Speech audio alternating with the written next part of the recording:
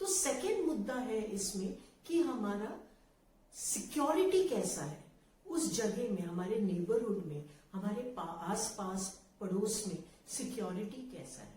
तो लोग एक दूसरे को मदद करते हैं या नहीं, और सेफ है क्या आपका घर, क्योंकि उस स्टेज अपने लाइफ में मे बी हमारी फिजिकल स्टैमिना, एनर्जी नहीं रहती है, so we want to stay in very safe environment. So this is also very important consideration.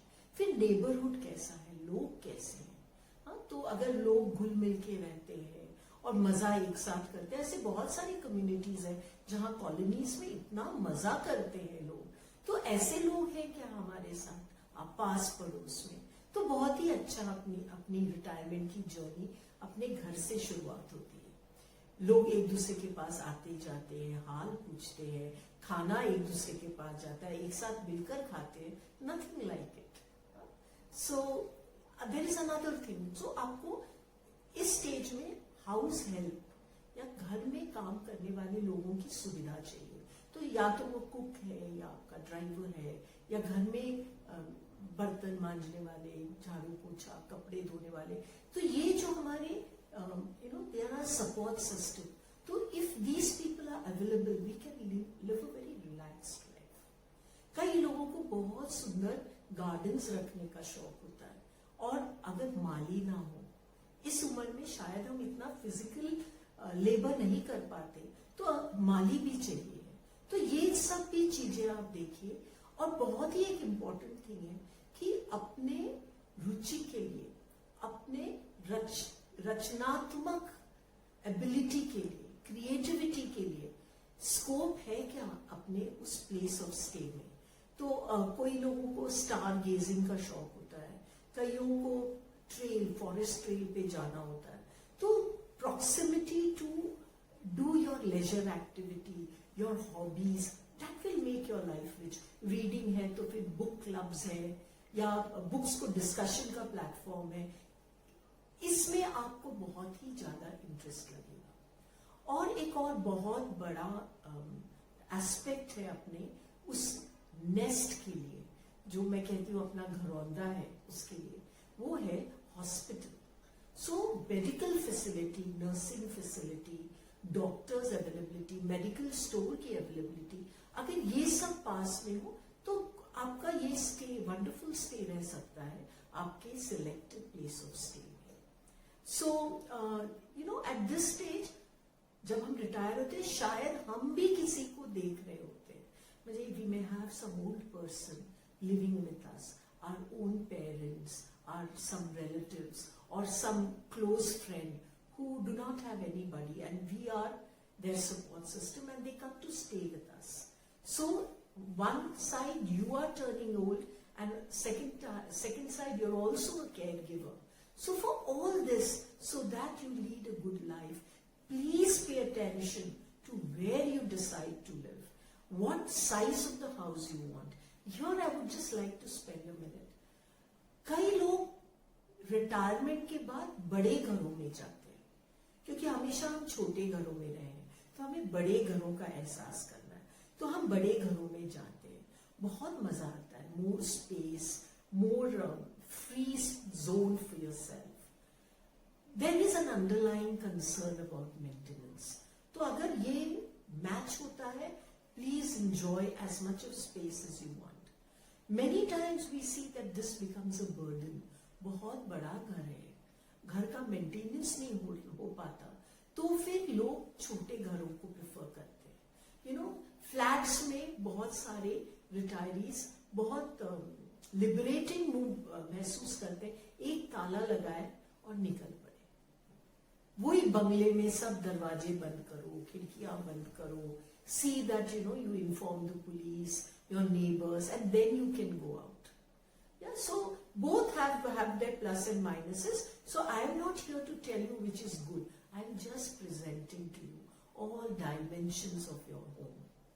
This is the first part, friends. This is the first part. This is the physical convenience that comes from a very beautifully planned home, where if you're lucky, you can stay with your spouse. And I know many people who have chosen to stay alone.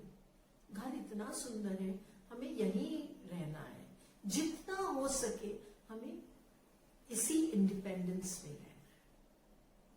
तो ऐसे भी बहुत सारे लोग हैं। So I have now completed the first dimension, and friends, now I speak about the second dimension, and this is a very challenging dimension. अब देखो, हमारी संस्कृति, ये अगर हम ये इंडियन सब कॉन्टिनेंट देखते हैं तो हम लोग सब घरेलू लोग हैं। अगर हमारे बच्चे हमें बुलाते हैं मदद के लिए, तो बहुत ही रेयर चांस होगा कि हम उनको नहीं बोलते, है ना। मैं बहुत सारे रिटायरीज से मिली हूँ, और इसमें इस तरह के जीवन में बहुत सारे लोग अपने आप को यूजफुल पाते हैं और बहुत सारे लोग अपने आप को फ्रस्ट्रेटेड पाते हैं। So now I am going to come to this dimension of family. तो आजकल अगर हम देखें तो या आपके पास फैमिली छोटी हो गई है, एक बच्चा है या दो बच्चे हैं। अभी क्या प्रॉब्लम ऐसा होता है, दो लड़के हैं, अभी बच्चे बोलते हैं हमारे पास रहने आओ, तो फिर जो वो ओल्ड कपल रहता है या सिंगल ओल्ड पर्सन रहता है, तो वो सोचता है मैं थोड़े दिन एक बेटे के पास रहूंगा, थोड़े दिन दूसरे बेटे के पास रहूंगा, और फिर अपने घर में थोड़े दिन रहूंगा। या फिर बच्चे बोलते हैं 6 महीने इधर रहो, या they manage it in such a way so that it is convenient to both of them. Please understand, your children are not neglecting you. They're doing it to the best of their ability. We have to grow up also. तो ऐसे में decide होता है, बेटी है आपकी तो बेटियों के पास रहिए, या बेटा है तो बेटे के पास रहिए। तो प्लीज अंडरस्टैंड वन थिंग, कि अगर आप नेचर में देखें, ये नेचुरल लॉ है, लॉ ऑफ नेचर है, कि जो एक पक्षी रहता है वो खुद का घोंसला बांधता है ना। बहुत ही कम पक्षी हैं जो दूसरे के घोंसले में अपना अंडा डालते हैं और उसको अपना घर मान के चलते हैं। जैसे ये अपने बच्चों के साथ हो रहा है, याद करिए ये आपके साथ भी हुआ है। Every person wants to have and decorate and aesthetically design their own home and space. So friends, give your children a chance to do that. तो आप अगर इसको बोले कि ये तुम्हारा कर्तव्य है कि तुम हमें देखो, तो कहीं तो भी it's not going well for you. आप अपने आस पड़ोस में देखिए कितने लोग हैं, कितने अपने रिलेटिव्स हैं जो इस तरह डिफाइन किए हैं अपने बच्चों में जाने का, and then they are quite miserable. So should you move to your children, and if you move to your children, then at what kind of understanding you and your child, you have to actually sit across. आपको बात करनी है इसके बारे में कि ऐसे आएंगे हम तो आप एडजस्ट कर पाएंगे क्या। देखो, बेटा है बहू से नहीं जमता है, या बेटी है तो हमारे साइड में ही नहीं है, बेटी के पास जाके रहे, पर बच्चे तो अपने ही है ना, and they are as concerned about you as anybody else.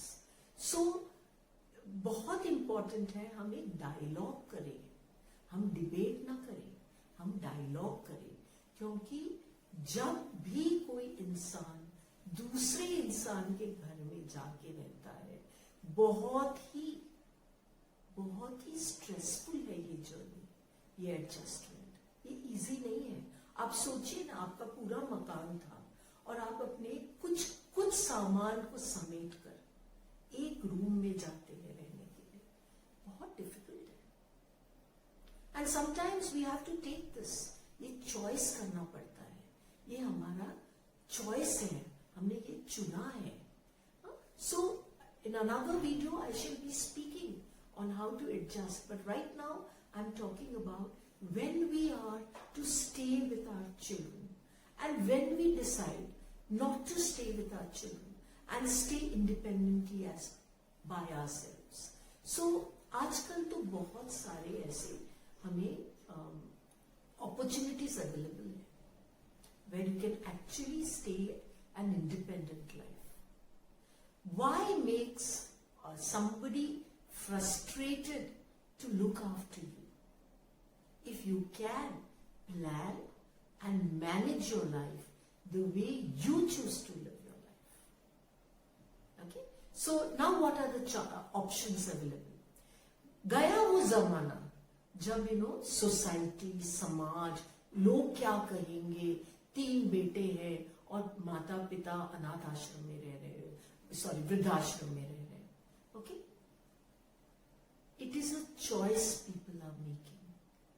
And please friends, old homes are not as bad as they were at one time. So it is not the marginalized, uncaring and people who do not have anybody to look after them who are moving into old homes. It is a very calculated decision and choice that a lot of people are making today. So old homes also fall into many categories. So we have, for the economically lower category, we have old homes that cater to such category of people which are government run. Amenities are really limited, but you can have a comfortable life. And second, on the other end, if I see the other end of this polarity, then I see old homes where we have gated colonies, we have senior living, we have even 5-star properties for retirees. So choose what you are comfortable with, what you can finance yourself with, what makes you happy. Do you have comfortable people around you? There is a problem with the old homes that I would also like to share with you. We do not have diversity of people. है ना, सब लोग हमारी तरह है. Some stage of struggle in physical activities in our daily living, but there also is a Humsafar. तो जो मुझे तकलीफ हो रही है उसे पूरी तरह से एम्पैथेटिक अंडरस्टैंडिंग के साथ आपका ओल्ड होम का इनमेट समझ सकता है. So this is the beauty. So what I was speaking about was moving to old homes, moving to assisted living.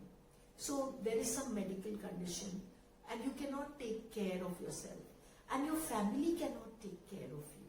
Because they are not nurses, they are not medically qualified.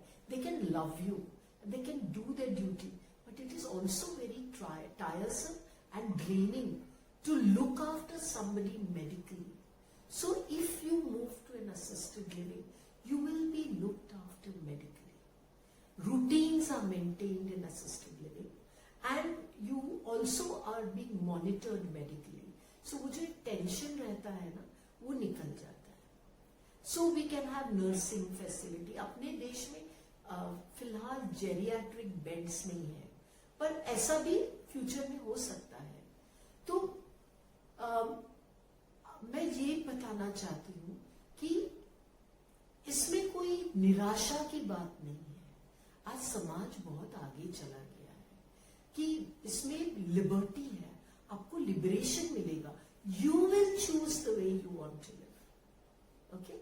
So, please give a thought on what kind of place would you like to settle in, and maybe at a later stage, you may have to relook at the